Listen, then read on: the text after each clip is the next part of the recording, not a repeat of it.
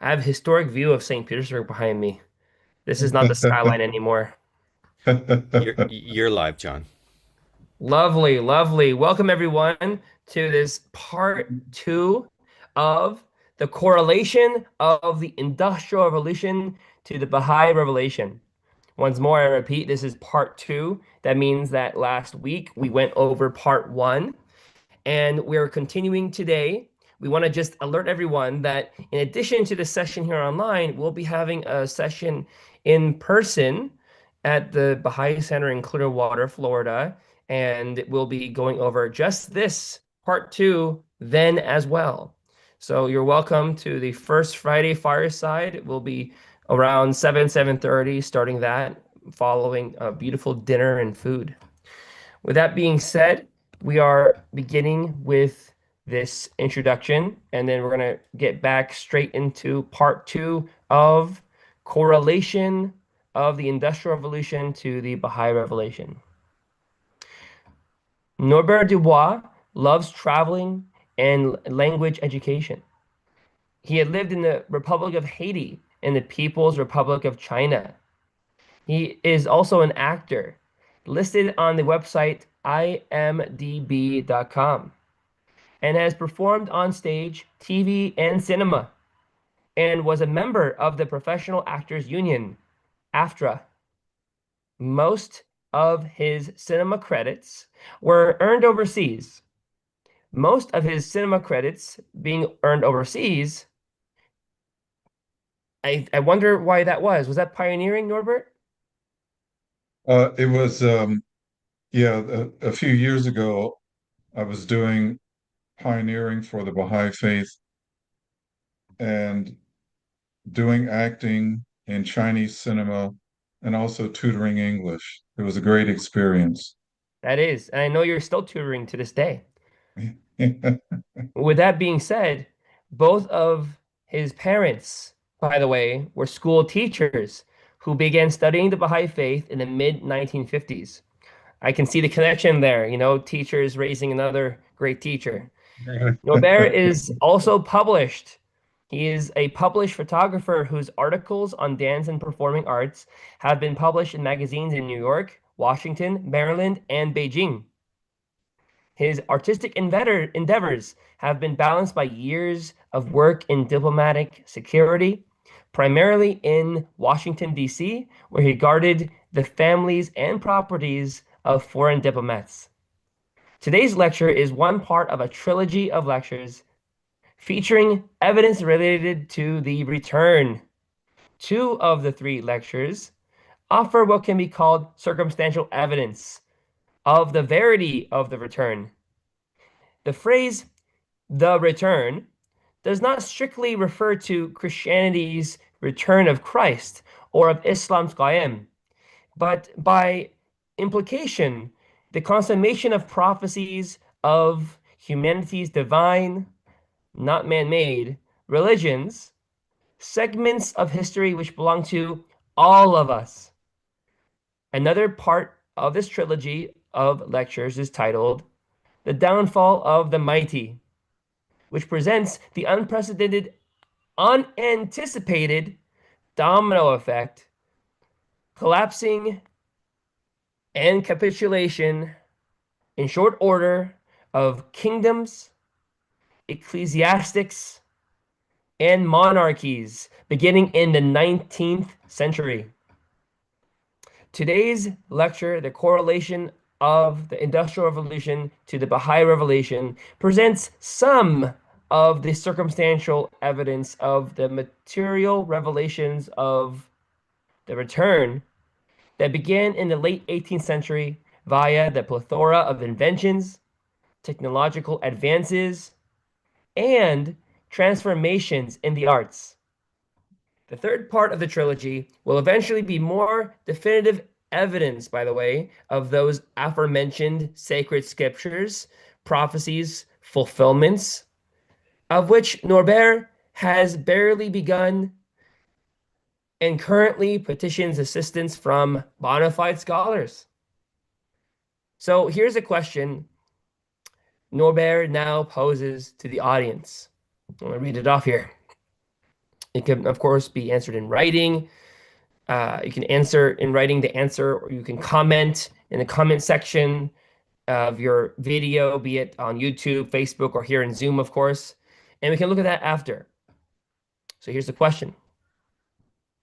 In what 2 years did the American Christian minister William Miller predict the return of Jesus Christ, which eventually led to the event known as the Great Disappointment? So I can repeat that question if people need it, but I think we got that.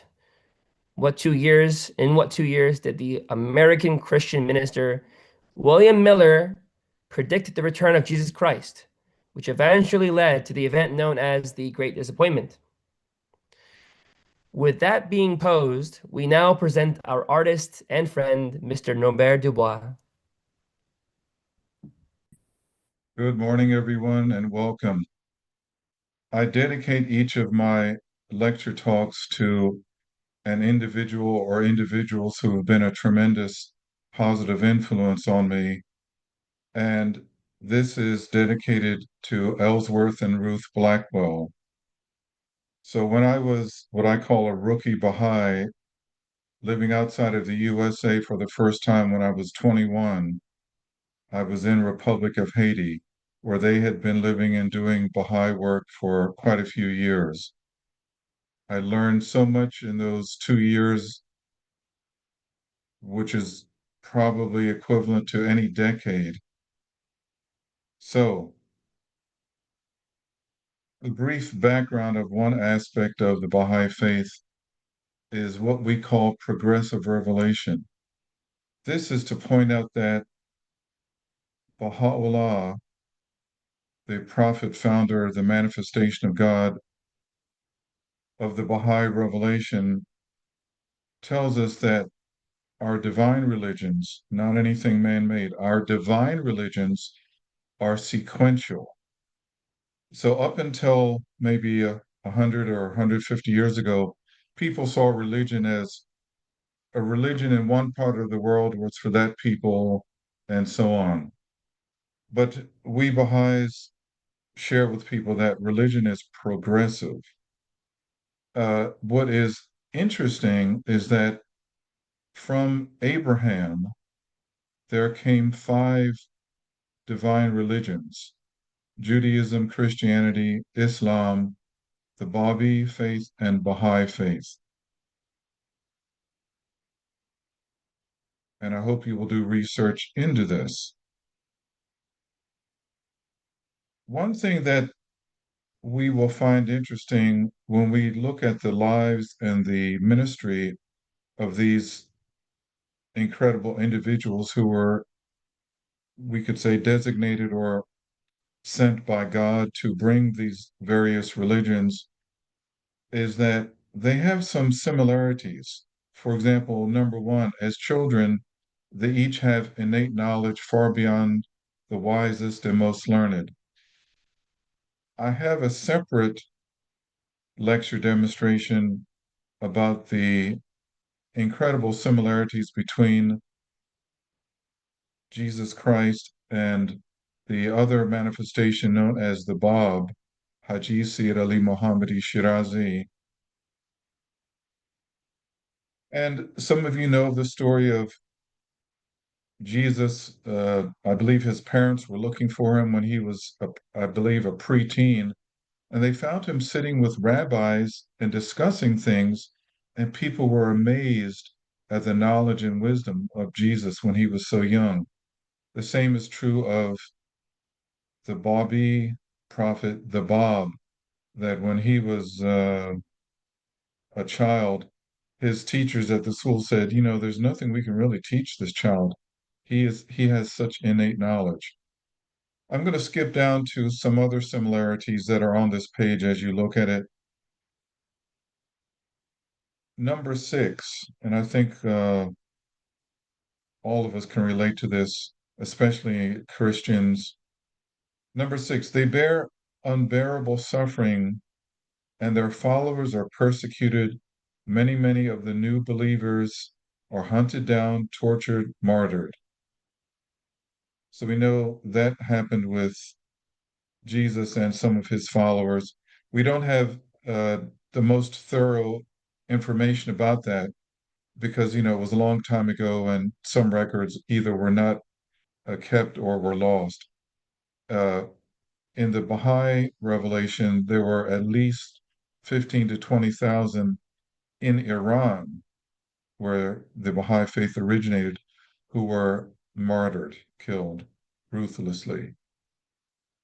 And number 10, when the new religion, the new divine religion starts, its worst persecutors seem to be the clergy of the current religion at that time. So here we start part two, and this covers the years 1853 to the World War I era. The previous lecture, part one, covered 1753 to 1852. So John had mentioned in the introduction that the word trilogy. So I'm working on three different lectures that are all related to the era of the return. One of them deals with forms of governance, and that is in a separate lecture that I've done. I haven't done it here in Florida, but I've done it before elsewhere.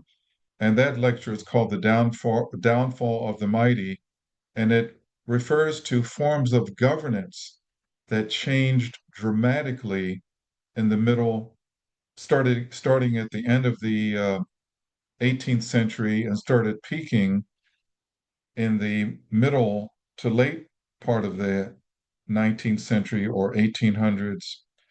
And this coincides with today's lecture. So there was a downfall of monarchies, aristocracies, tribal and old ways of governance. And this started to bring forth direct and or representational democracy. Again, I have more about that in my other lecture called The Downfall of the Mighty. So today's lecture is about the advances of technology. Those of you who saw my first lecture last week, I had a different chart in which I indicated that going back tens and hundreds of thousands of years ago, today I'll just refer to 50,000 years ago, technological developments were sporadic, spread apart over the millennia. So there were basic developments such as hand tools, basic musical instruments, uh, weaponry, and so on. But then, if you see this, that going into the late 1700s, towards the middle of the 1800s, the technology took a steep incline. And this coincides with the decline of old styles of governance. Now, I don't know if anyone put an answer into the chat box about the question that John read in my introduction. What 2 years are related to the prophecy, the prediction of Reverend Miller about the return of Christ, and the following year, what happened in what is called the Great Disappointment? So William Miller predicted that Christ would return in 1843. Those of you who are familiar with these messianic expectations, there was a lot of fervor and excitement about the return of Christ, which most Christians took literally, waiting for Christ to descend literally from the sky in the cloud simultaneously all around the world. Well, it didn't happen that way. It happened a different way, which is what I'm starting to work on in another lecture. But just so that you know, the answer is 1843, he predicted the return of Christ, and the following year is known as the year of the great disappointment, when people sold their belongings, waiting for the transition to go to heaven, and that didn't happen, uh, and that was in 1844. And those of you who attended my lecture in person about 3 weeks ago and heard last week's lecture online know that 1844 is a year that religious scholars look towards and is also the beginning of the Baha'i revelation. So that will come in a different lecture, but just so that I can refresh your memory, there are 5 religions that came from Abraham. In other words, his 3 wives, their multiple sons, etc., etc. And as John mentioned, I'm reaching out to true scholars of the Bible to help me with that. At the end of this slide program, for those of you who are attuned to Christianity and its prophetic message, I have the names of 3 scholars um, whom you could contact with questions about that. So here's a chart that indicates what I was talking about. The blue line indicates the downfall of the older forms of governance going towards democracy, and the red line shows the development, the increasingly uh, tremendously explosive exponential growth of technology, and that basically coincides with the middle of the 19th century, 1844. So my conjecture is that as far as I've seen, nothing in human history, we should make note of this, nothing in human history has seen this type of collision, this type of tumultuous change, where we have governments by uh, actually between the mid 1800s and early 1900s, at least about 20 different governments started collapsing. This was simultaneous with the explosive exponential growth of technology and changes, which is ongoing. And why did that happen? That is the big question. I mentioned in my previous lecture that when I was about 12 years old, my father took my brother and I to a lecture at a local college in which a professor of the sciences told us he had just come back from a convention of scientific scholars, and he posed the question, why did the Industrial Revolution happen when it happened? Nobody could come up with a definitive answer. My conjecture is that this is divine by origin and design. So, during this lecture, I'm going to call out for volunteers to read what is on the screen. And I'm going to read this one, but in a few more screens, I will ask someone to please speak up and read what is on the screen.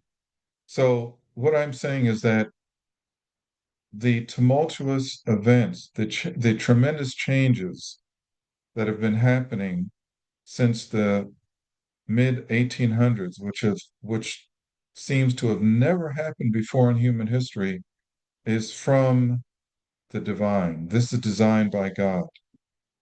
And those of you who are from, especially from the Islamic and Christian religions, we talk about the word, the divine word.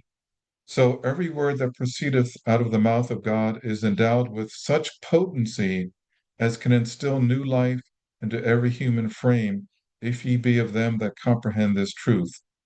All the wondrous works ye behold in this world have been manifested through the operation of his supreme and most exalted will, his wondrous and inflexible purpose. Through the mere revelation of the word fashioner issuing forth from his lips and proclaiming his attribute to mankind, such power is released as can generate through successive ages all the manifold arts which the hands of men can produce. This verily is a certain truth. No sooner is this resplendent word uttered than its animating energies, stirring within all created things, give birth to the means and instruments whereby such arts can be produced and perfected.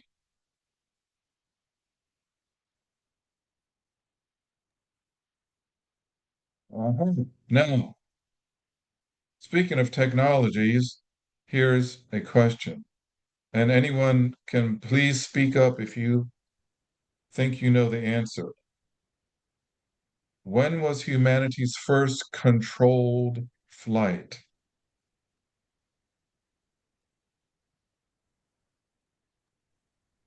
Don't be shy, speak up. Anybody, unmute and tell us. When do you believe was humanity's first controlled flight? I'm gonna guess 1890. 1890. Who would that have been? One of the Wright brothers. That was in 1909, I believe. Okay. Yeah. But you don't get a cigar for that one, Alex. Voila, dirigible. So the first controlled flight was developed by a Frenchman,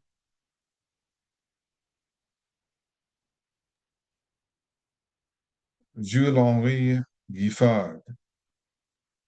So this happened in 1852. So this happened approximately 57 years before the Wright brothers' historic flight. This was such an interesting thing to discover when I was doing my research. So this Frenchman developed, balloons were developed at least 50 years before that, I believe, in the early 1800s. But you could not control or steer balloons. So what is now called the dirigible was developed by this Frenchman. And look at this. He launched it on the 24th of September, 1852, and flew it approximately 27 kilometers, 17 miles.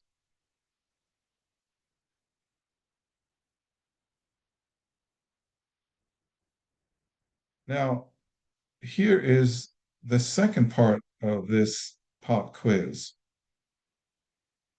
Meanwhile, 2,600 miles away during that same season, that is late summer, early autumn of 1852, what were the circumstances of Baha'u'llah? And again, anyone in the audience, you can speak up. What was going on with Baha'u'llah, the divine messenger who brought forth this He was tremendous revelation? in prison Siachar.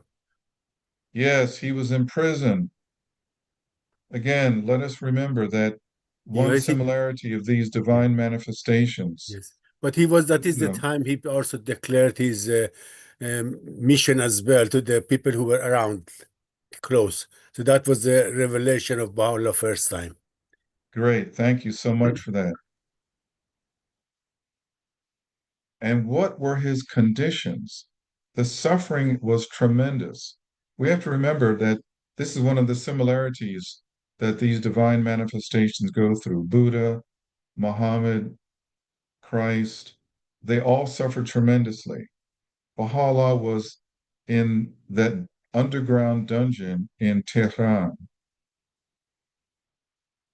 Now, here's Let me have a volunteer read this. If someone could please read this entire page.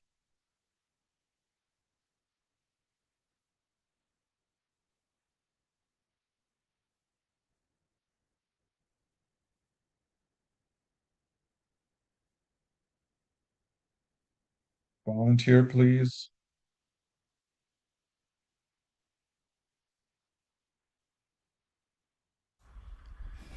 I'll While take care of that. Baha'u'llah was shackled in the putrid, horrible mire of an underground dungeon in Tehran from mid-August to December 1852, a giant plus 50-pound chain collared to his neck, during which he experiences the first divine confirmation of his divine mission. While engulfed in tribulations, I heard a most wondrous, most sweet voice calling above my head. Turning my face, I beheld a maiden, the embodiment of the remembrance of my Lord, suspended in the air before me. So rejoiced was she in her very soul that her countenance shone with the ornament of the good pleasure of God, and her cheeks glowed with the brightness of the All-Merciful. Betwixt earth and heaven, she was raising a call which captivated the hearts and minds of men. She was imparting to both my inward and outward being tidings which rejoiced my soul and the souls of God's honored servants. Pointing with her finger onto my head, she addressed all who are in heaven and all who are on earth, saying, by God, this is the best beloved of the worlds, and yet ye comprehend not, and the power of his sovereignty within you, could ye but understand. This is a mystery of God in his treasure, the cause of God and his glory unto all who are in the kingdoms of revelation and creation, if ye be of them that perceive. From the Surah of the Temple. Linda, thank you so much. I love your voice too. That's great.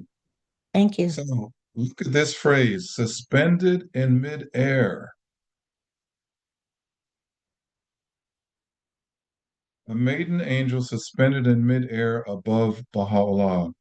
During the same season of 1852, in which humanity's first powered flight flew above Paris.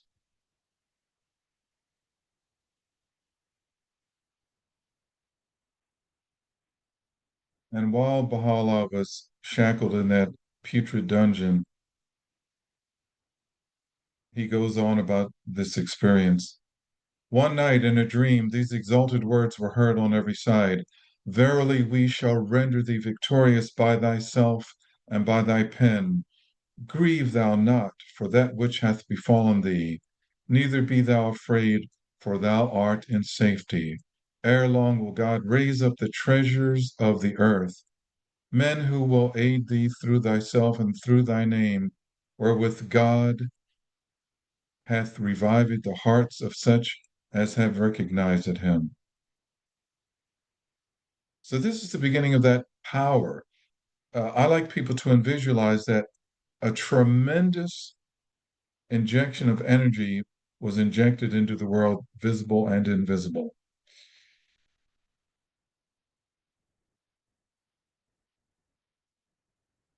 Could I get another reader, please? Or if not, maybe Linda can read again. Um, this is still when he's in prison. I can read. Okay.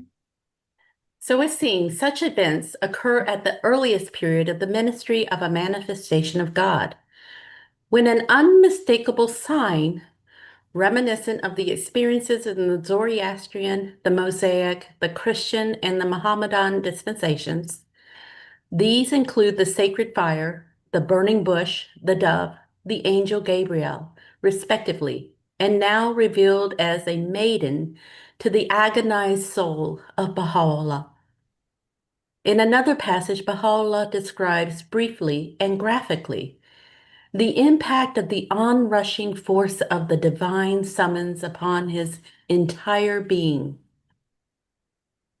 During the days I lay in the prison of Tehran, though the galling weight of the chains and the stench-filled air allowed me but little sleep, still in those infrequent moments of slumber, I felt as if something flowed from the crown of my head over my breast, even as a mighty torrent that precipitated itself upon the earth from the summit of a lofty mountain. Every limb of my body would, as a result, be set afire. At such moments, my tongue recited what no man could bear to hear. Oh, Maria, thank you so much for that.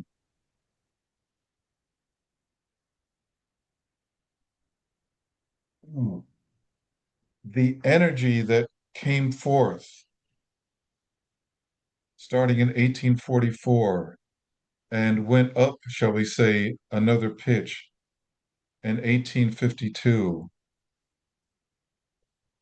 This is the divine spiritual energy from God by way of the Bab and Baha'u'llah. By the way, I should have mentioned earlier, for those of you who are not familiar with the Baha'i Faith, some of us, by necessity, will have to expand our sphere of terminology and culture. The Babi and Baha'i Faith geographically started in Iran. The original scriptures were written in Arabic and in Farsi. So there will be some words and names that are unfamiliar. Because there's no clergy in the Baha'i Faith, you can investigate it on your own.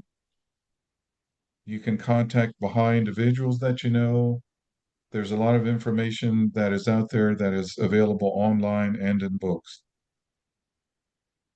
So back to technology and communications.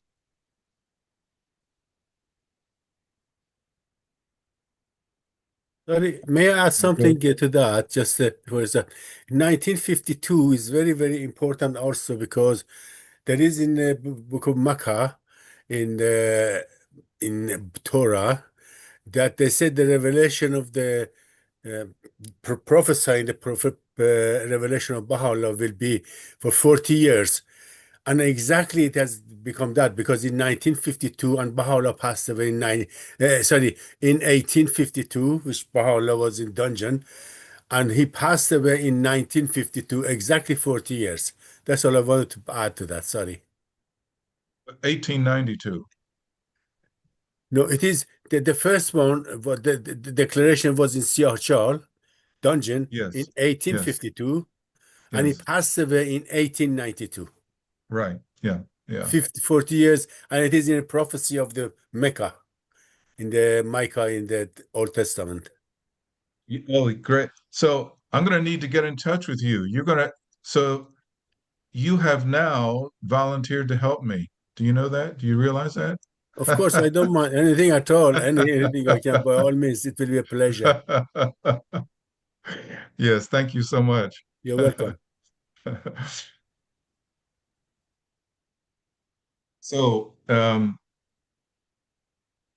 Baha'u'llah and his family were, for lack of a better term, political prisoners. The government of Iran and the Shah wanted to get rid of him.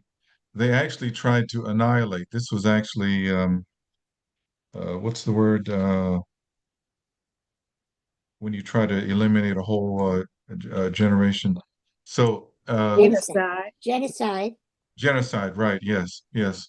So this literally was a genocide on the part of the Shah and the Persian government, and to some extent the Ottoman Empire. So they exiled Baha'u'llah and the royal family out of Iran into Iraq, and then later to Turkey. And what is interesting is that over these 40 plus years of Baha'u'llah's ministry, the technologies were developing faster and faster, including communications. So it's quite interesting, and my conjecture is that it is absolutely no coincidence that when Baha'u'llah, and I'm going to, and you can read this in this beginning of the second paragraph, when Baha'u'llah began sending his epistles and letters to the most powerful leaders of the world around 1867, this was just 1 year after the transatlantic telegraph cable was finally and fully permanently established in July 1866. 9 years earlier, after the first successful transatlantic message was transmitted from Queen Victoria of Britain to President James Buchanan of the USA in August of 1858, stating, Europe and America are united by telegraphy, glory to God in the highest on earth, and goodwill towards men. That was the message that Queen Victoria sent. And by the way, Baha'u'llah's name translates to glory of God. Could that really be a coincidence? I don't think so. This is an image of the ship. This was the largest ocean vehicle that was literally laying cable from, I believe it went from Scotland to Newfoundland, Canada.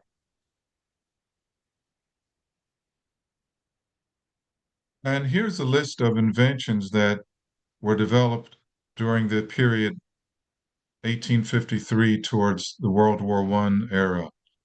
And if you'll note down here at the bottom, there's the symbol here for female and this symbol here for Negroid or black person. So here are some things that were invented that we may not have realized, that of course we probably take for granted now. I'm just going to read through some of them quickly. We just spoke about wireless telegraphy and the radio, transoceanic telegraphy, cable system, automatic lubrication system for steam engines and locomotives. That was developed by a black man. Uh, I I don't have all the information. I'm not going to go through all the information that it's not on this slide program anyway, but you can look for that. I believe he was a black man born in Canada, but I'm not sure. Photography, photography is one of my hobbies. Some of my photographic uh, amateurish works have been published, so I love photography. And uh, the typewriter, the telephone, the telefax,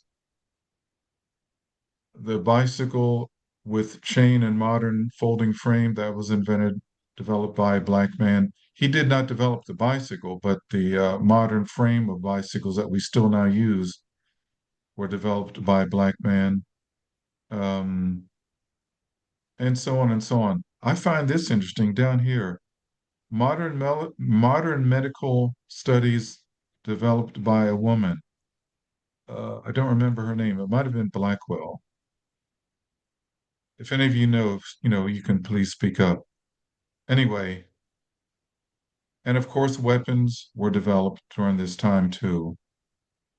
So this is the thing that uh, we have to be wary of is that technology, inventions, these can be used for good or for bad. Just like nowadays we have the concern for artificial intelligence. Now, here's a side note.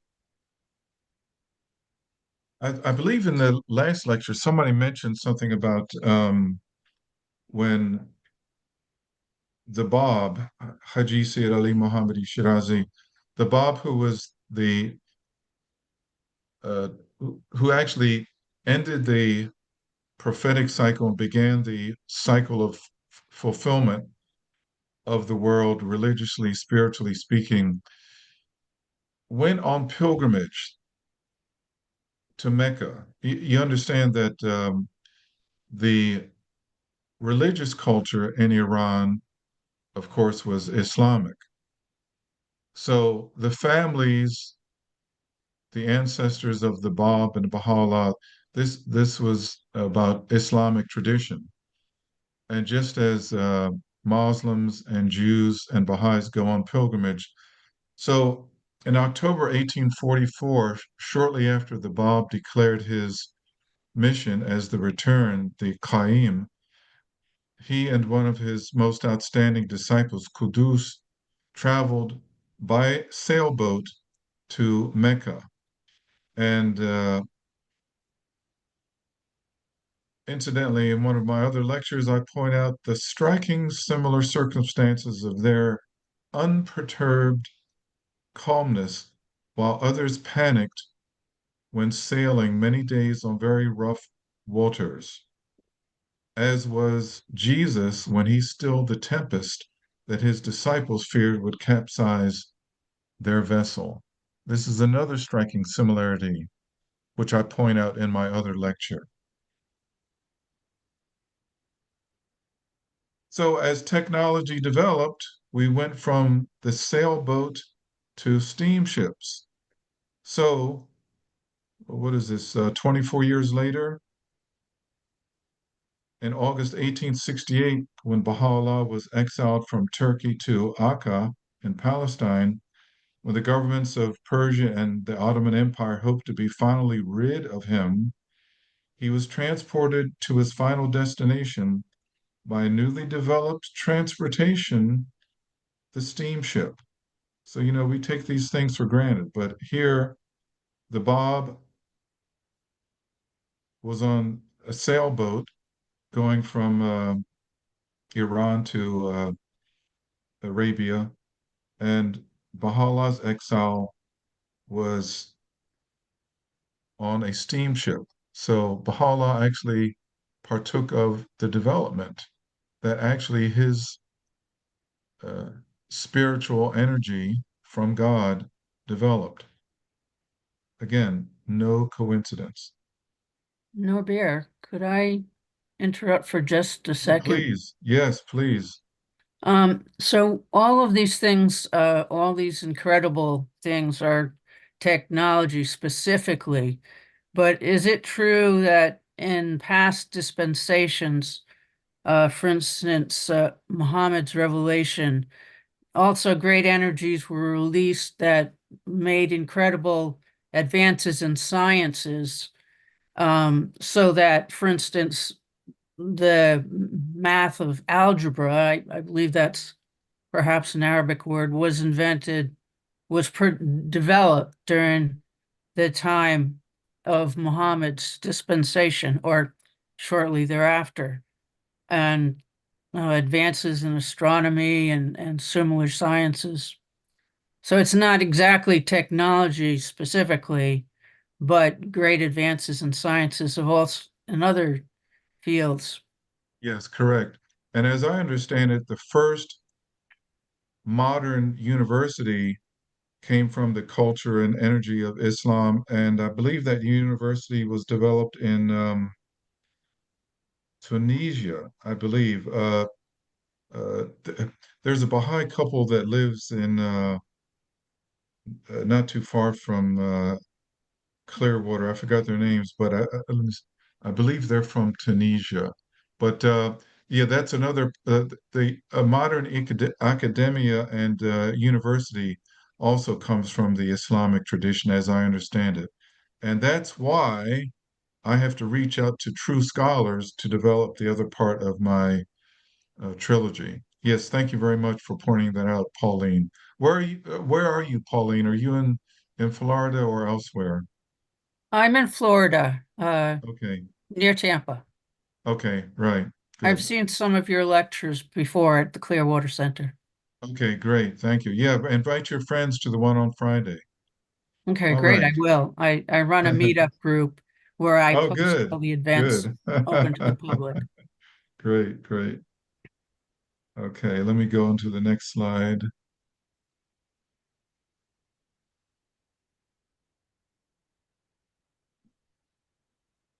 The recording of music started in the 1890s. Look at these contraptions.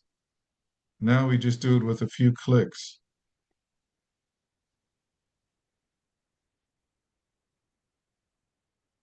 Can you name these devices? I'm going to save some time here. Okay, we know this is a sewing machine. This is what's known as the Gatling gun. It was actually the first machine gun developed in America to kill as many enemies as they could. This one, you don't see the full image of it. It's a prototype, first type of motorcycle.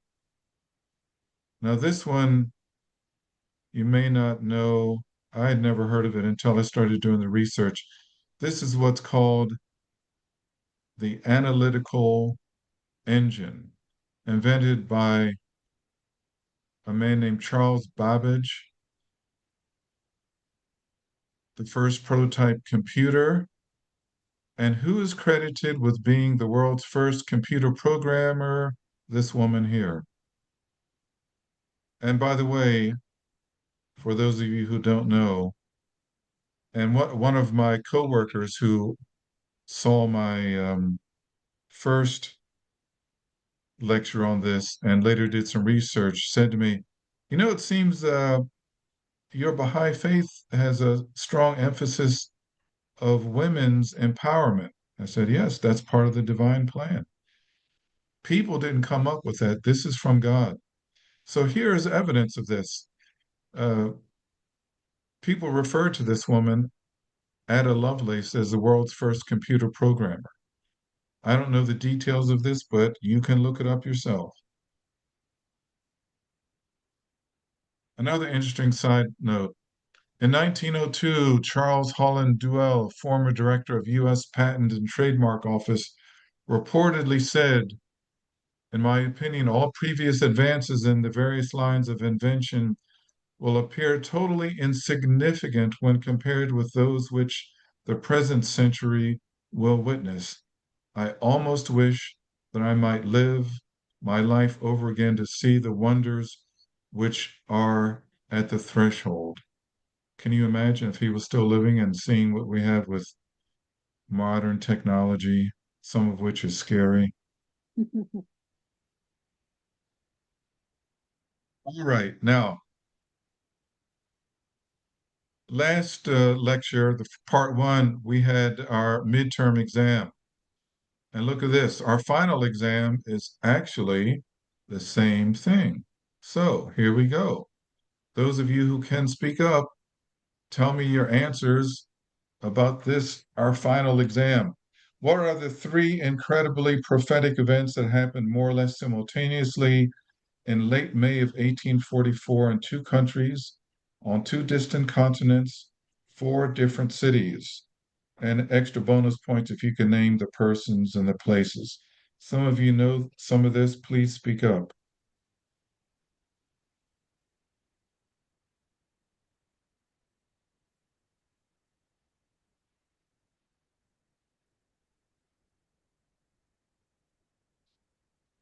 Well, don't everybody jump at once.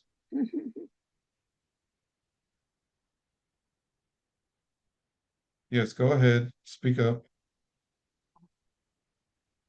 Halley's Comet. Please comment. I don't know when that happened. I think it was 18. I think you must probably have heard, you have mentioned the first telegraphic communication between Baltimore and Washington, because that is very famous, that one. Yes, yes. So that is part of the answer. So the telegraph that Samuel F.B. Morse sent from the Congressional Building in Washington, D.C. to Baltimore, and the message was, "What hath God wrought?" So that was a day after That's right. A day after what other event? That's right. That's right.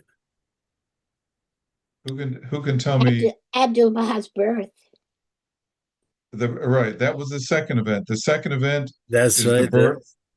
Right. The second event is the birth of Abdu'l-Baha. The third event is the telegraph Declaration. message. Declaration of the Bab.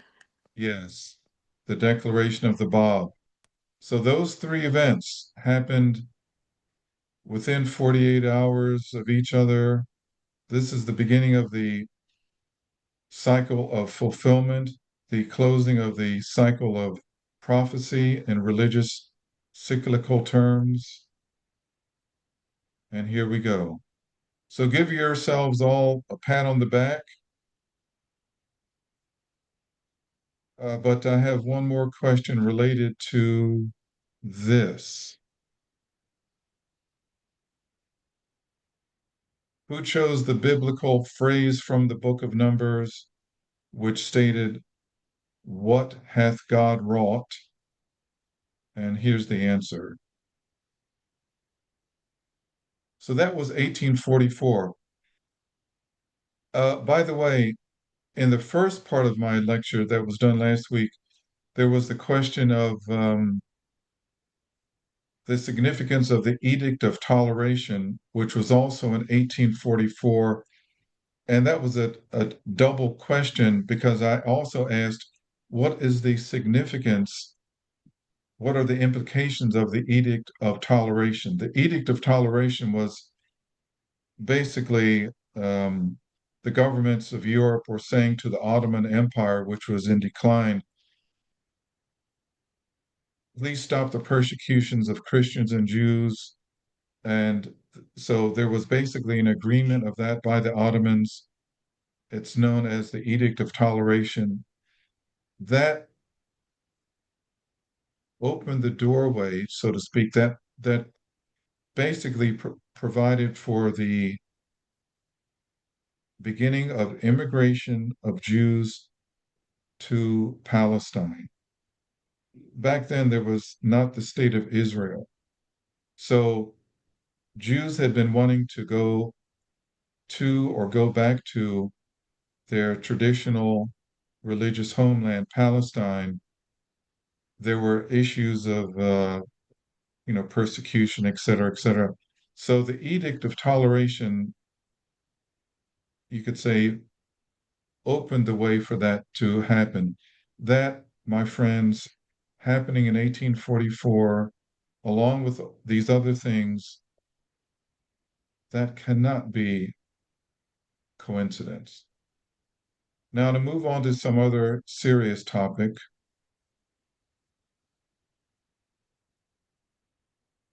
What did the clergies of Christianity, Islam, Buddhism, Hinduism, etc., explain about atomic energy prior to the 20th century? Nothing, nada, because they didn't know about it. The word of God, which the Supreme Pen hath recorded on the 9th leaf of, my screen is a little. Would you like someone to read that? Yes, if you could, because I'm having issues with my screen here. Okay. Yes, go ahead. What about atomic energy? What did the clergy of Christianity, Islam, Buddhism, Hinduism, etc., explain about atomic energy prior to the 20th century? As far as I know, nothing, because they knew at least not any specifics. Yet, this is what Baha'u'llah wrote in the mid to late 1900s. Quote, "The word of God, which the Supreme Pen hath recorded on the 9th leaf of the most exalted paradise is this. In all matters, moderation is desirable. If a thing is carried to excess, it will prove a source of evil. Consider the civilization of the West, how it hath agitated and alarmed the peoples of the world. An infernal engine hath been devised, and hath proved so cruel a weapon of destruction that it is like none hath ever, and hath proved so cruel a weapon of destruction that it is like none other hath ever witnessed or heard. The purging of such deeply rooted and overwhelmed corruptions cannot be effected unless the peoples of the world unite in pursuit of one common aim and embrace one universal faith. Strange and astonishing things exist in the earth, but they are hidden from the minds and the understanding of men. These things are capable of changing the whole atmosphere of the earth, and their contamination could prove lethal. Great God, we have observed an amazing thing. Lightning, or a force similar to it, is controlled by an operator and moveth at his command. Immeasurably exalted is the Lord of power, who hath laid bare that which he purposed through the potency of his weighty and invincible command. Baha'u'llah, Tablets of Baha'u'llah, page 68. Thank you, Dee. So, did Baha'u'llah attend any University of Technology and Science? No. Did his son attend any technology institutions? No, because they were political prisoners. How could he have known of this? Well, this is part of his divine connection to the Almighty. And again, this is not coincidence. I'm trying to click to the next slide.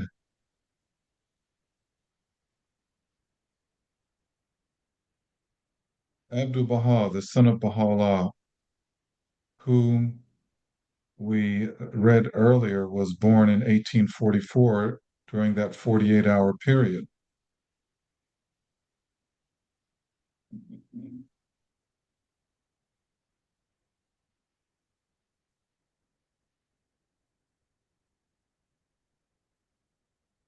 I want to point out something. Abdu'l-Baha, who had been a political prisoner from age 8 until about age 64, had never entered a modern school or library, let alone a Western university. Didn't read, write, or speak any Western languages, and didn't have access to the latest scientific and foreign news. It wasn't until after 1909, when released from imprisonment, that he was able to travel to the West. He was in demand, so to speak, as a speaker. People in Europe and America had heard about Abdu'l-Baha and the Bahá'í Faith, and knew that he was a remarkable spiritual individual and had certain, shall we say, spiritual, psychic powers, etc., etc. And he was invited to speak and to meet certain outstanding individuals.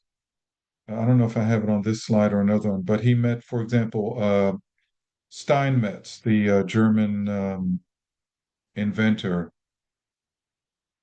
I'm going to point out something here. This was also the beginning of the studies of atomic and subatomic matter. At the top of the page, further, Baha'u'llah's son Abdu'l-Baha, in reply to questions from pilgrims in Palestine between 1904 and 1906, basically stated, even ethereal matter, the forces of which are said in physics to be heat, light, electricity, and magnetism, is an intellectual, non-material reality. I still don't totally comprehend this, but in other words, he's saying it's not strictly material matter.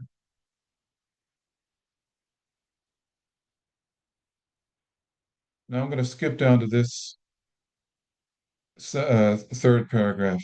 It is noteworthy to mention that in 1911 in Paris, France, In the course of conversation with a foreign diplomat, Abdu'l-Baha spoke these words: "Scientific discoveries have increased material civilization.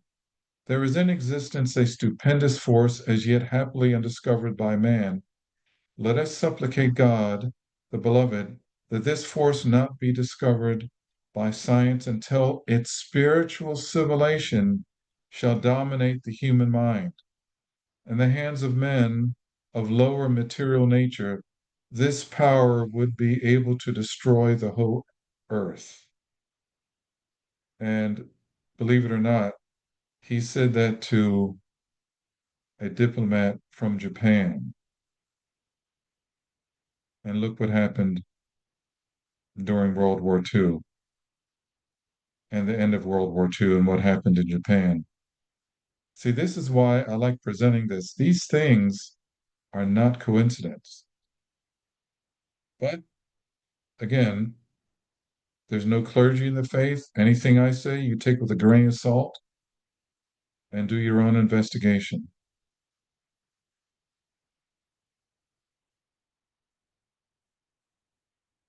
Baha'u'llah spoke of such things as the following: "Know thou that every fixed star hath its own planets, and every planet its own creatures, whose number no man can compute."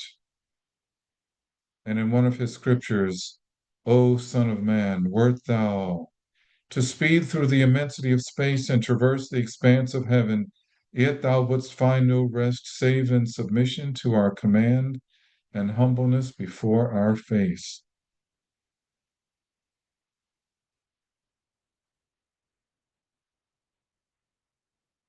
Yeah, and something.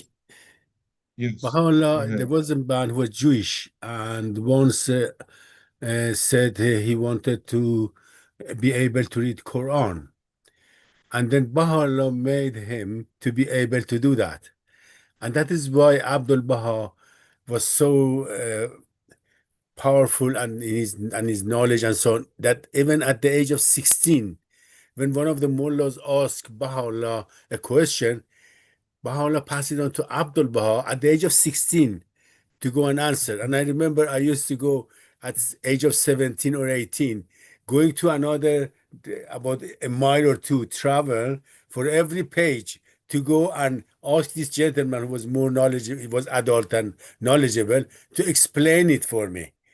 These are amazing stories that really we can only appreciate, that shows the power of cause and the power of the founder and interpreter of the cause, that none of these things has happened just by itself. Abdul Baha was like that because Baha'u'llah wanted him to be. Yes, That's uh, yes, that's right. Sorry interrupting. yes. Thank you for mentioning that. I have said to many of my Baha'i friends that when you are introducing the faith to someone who is not familiar with it, be diplomatic about it and assess where the person already is spiritually, educationally, demographically, etc. Don't just go into it verbatim by any program that other people do. And I mention that because um, I can't remember the name of Baha'i scholar who had a website in which uh, by request of Shoghi Effendi, the great grandson of Baha'u'llah, that they gathered together stories and personal histories that were happening because Shoghi Effendi knew that many of these individuals who had been in the presence of Baha'u'llah, especially in Akka, Palestine, etc., that if these things weren't written down, if these stories weren't told, they might be lost. And Abdu'l Baha met certain really outstanding individuals of the early 20th century, and there are whole books written about that. And people would ask him questions, very deep questions, scientific questions, and he could answer them. And how could he do that with never having been to a university, never having gone through a complete, school system back in Iran? Because he was persecuted from age 8. So we're coming to the conclusion here. Immerse yourselves in the ocean of my words, that ye may unravel its secrets and discover all the pearls of wisdom that lay hid in its depths. Take heed that ye not vacillate in your determination to embrace the truth of this cause, a cause through which the potentialities of the might of God have been revealed and his sovereignty established. Now, those of you who are not familiar with this, believe me, no Baha'i is going to try to force you to do this. You do this on your own if you want to. Baha'is offer it. I make the analogy, let's say if you are a wonderful chef, you have a cuisine of very delicious food, and you offer it to people, you don't shove it down their mouths. You offer it to them. If they want to taste it or take of it, fine. If not, that's still okay. I'm not in charge. Baha'i individuals are not in charge.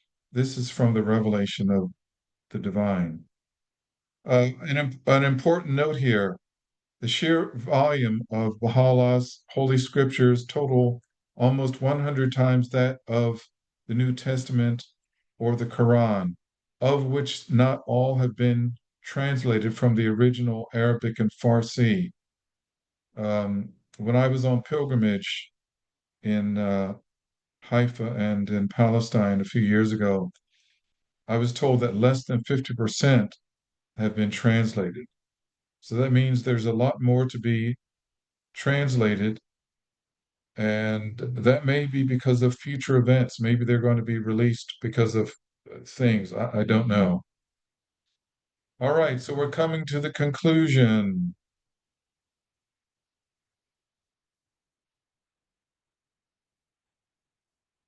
Thank you very much. And for those of you who want some references to the verity that the Baha'i revelation is the return, I'll leave this screen up.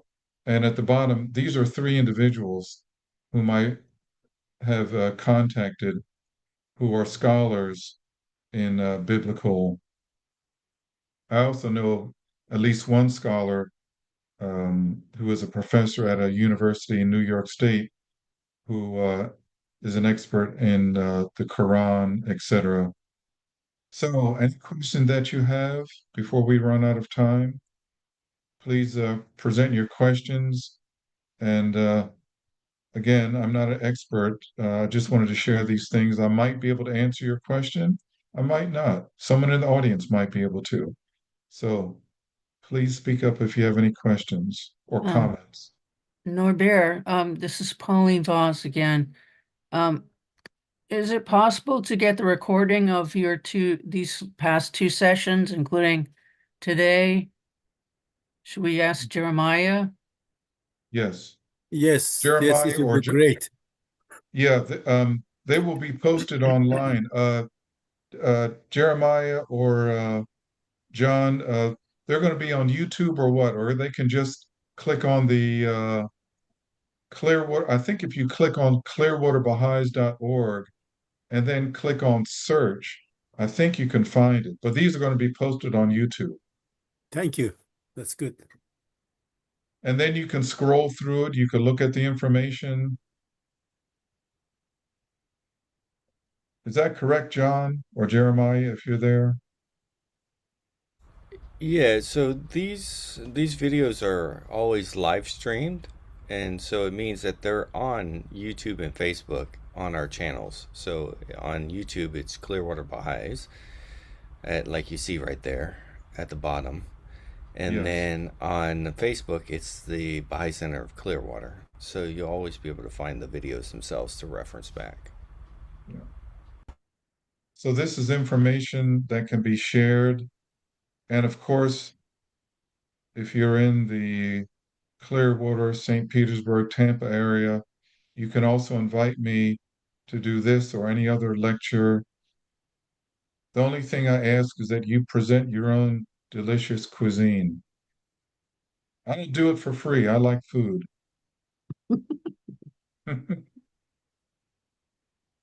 Any other questions or comments?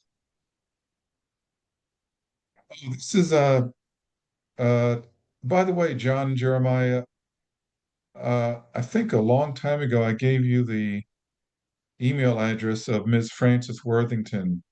So if she has not done a presentation, this she would be incredible to talk about her book and her research. We appreciate it. Definitely share it again so we can reach out and help us. We will be happy to, of course, reach out together. Yeah, I Teamwork can makes the dream work, as they say. right. Yeah, if let me see, I should have her email that I could send to you. Yes, yes, thank you. So, in consideration of everyone that's here, just giving a insight again about next week. Is that correct, Jeremiah? Next week we are going to continue with session 3? Session 3? No, he doesn't have a session 3 built yet, so we'll have him back on when he gets that done. All Right Did you right. now, hear? I'm Well, not a I scholar. tried, Norbert. I tried. Maybe the inspiration of the rush would get you to get that done, huh?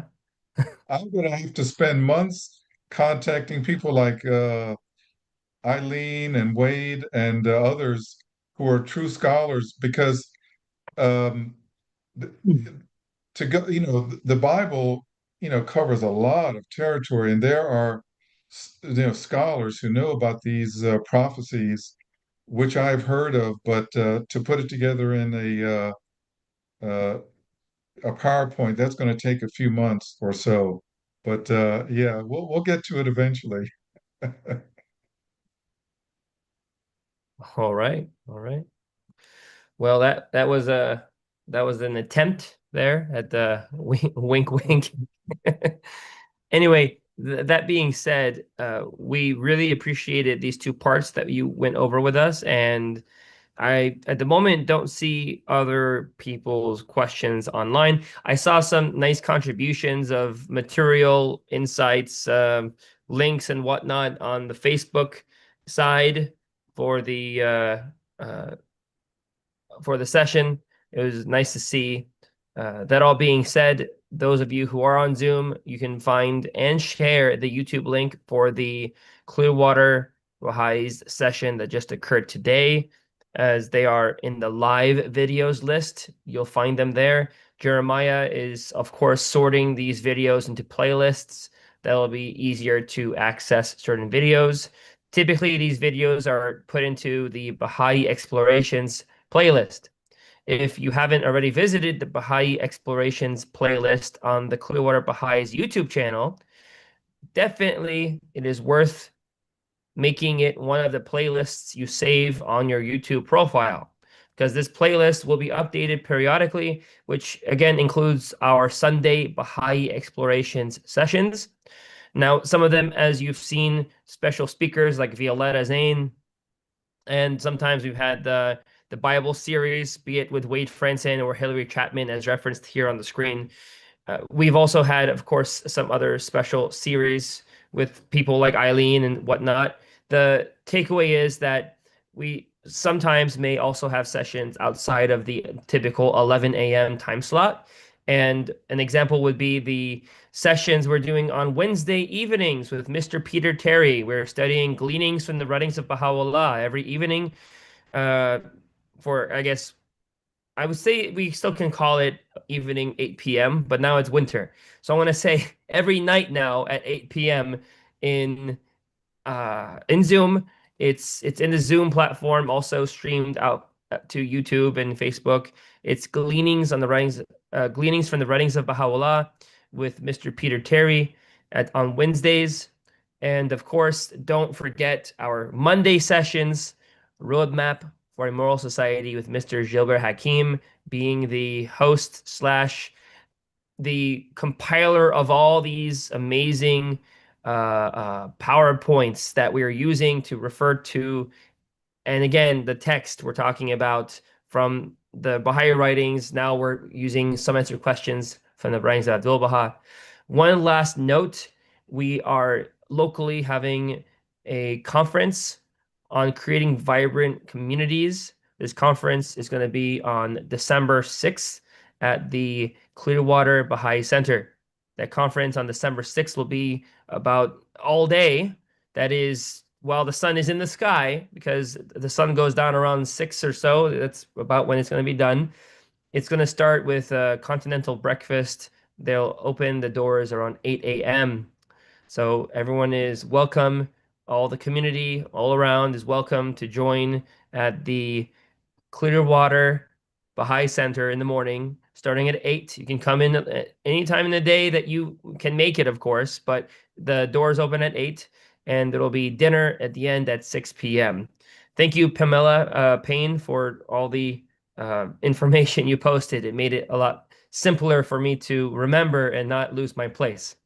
That being said, the emails that people have shared online, we've noted that. Thank you, Mr. Mazidian, for that email. Jeremiah and I are going to take note and make sure you get emails sent to that email address. That being said, I think we are at our closing time. We've discussed everything to be discussed, and we just ask you all who are on Zoom to visit the YouTube channel to please like and subscribe the video if you like it and you want to subscribe to more content, and then you can share that content. Likewise, for all of you on Facebook, please, if you are visiting this page for the first time, please like the Baha'i Center of Clearwater page. So as you like the video itself and you like the page, we know to produce content along the lines of what you like most.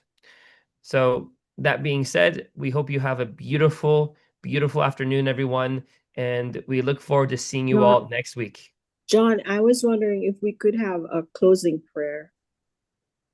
Yes, that's fine. Anyone Yeah. wants to offer the prayer? Yes, I'm going to say a prayer for America. Okay. O thou kind Lord, this gathering is turning to thee. These hearts are radiant with thy love. These minds and spirits are exhilarated by the message of thy glad tidings. O God, let this American democracy become glorious in spiritual degrees, even as it has aspired to material degrees, and render this just government victorious. Confirm this revered nation to upraise the standard of the oneness of humanity, to promulgate the most great peace, to become thereby most glorious and praiseworthy among all the nations of the world. O God, this American nation is worthy of thy favors and is deserving of thy mercy. Make it precious and near to thee through thy bounty and bestowals. Abdul Baha. Thank you so much, Jeremiah and John, and of course,